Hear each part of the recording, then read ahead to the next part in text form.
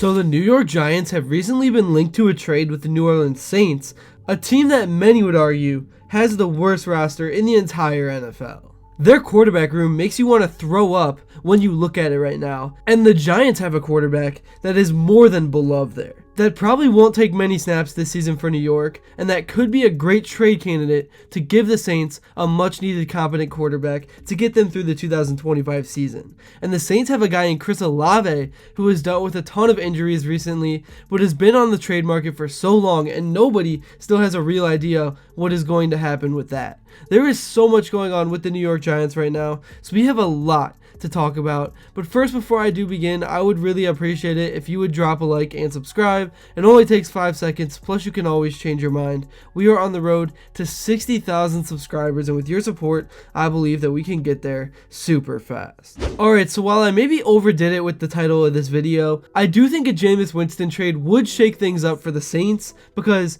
he actually is a solid QB that can put up production. His big problem has been carelessness and causing too many turnovers, but I truly believe even at this point that Jameis is a guy that could throw for over 3,500 yards in a season, possibly even more, and more important than that, he's a leader in the locker room. He is a guy that gets your blood flowing. He's great for the culture, which is a reason if you're the Giants why you would want to keep him, but it's also a reason why he could be a valuable trade asset to somewhere like New Orleans.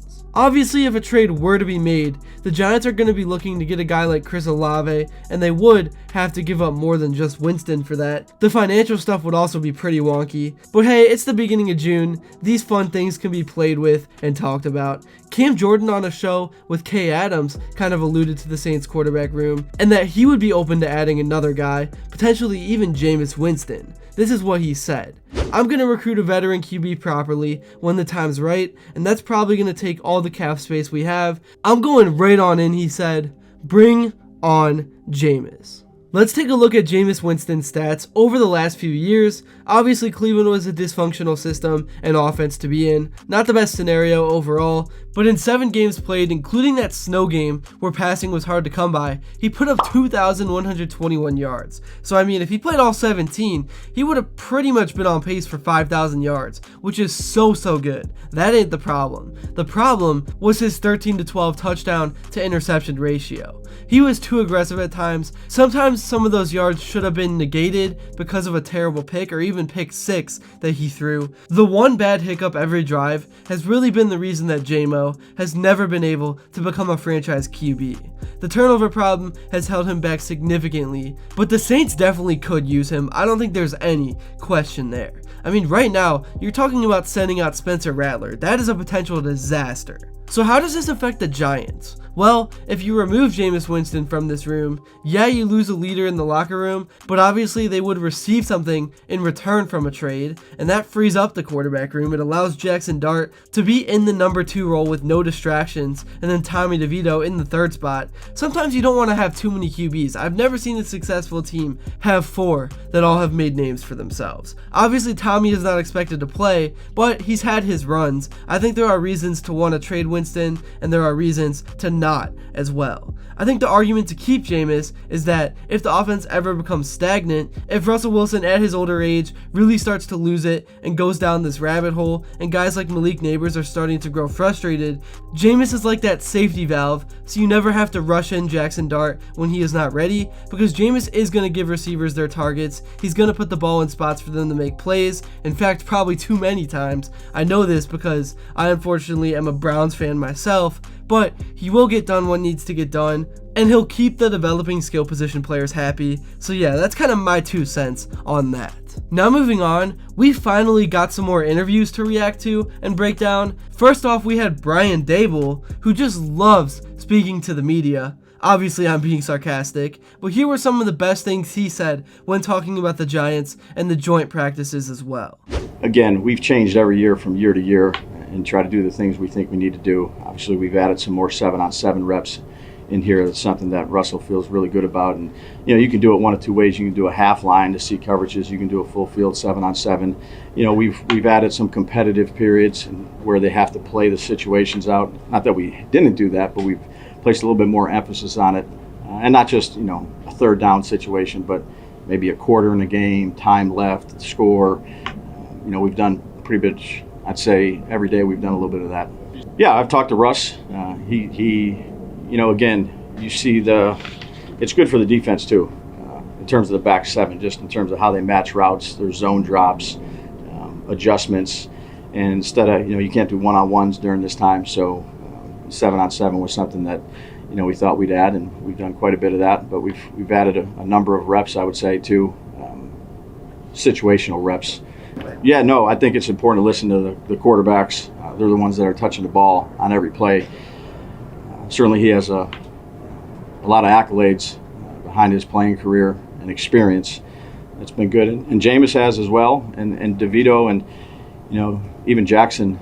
When you're in that room and you're talking to those guys, they see things from a wide scope perspective and bring things up, and there's a lot of good communication. So I think it's important to really talk and communicate and listen to any of the quarterbacks. But Russ has been good for us. Yeah, Daboll is definitely blunt and straight to the point. He doesn't beat around the bush, probably because he wants the press conference to be over, but he really does not often speak on the quarterbacks, and he said a lot about Russell Wilson being a leader that I liked, and a lot about using that experience to the team's advantage. Definitely go check out that full interview if you have a chance to. It's on the Giants YouTube channel's front page. But now we have to move on to some of the other players. Here were some of the things that Darius Slayton had to say about both Russ and also Jackson Dart. Speaking of Russell, Darius, how was it playing with him?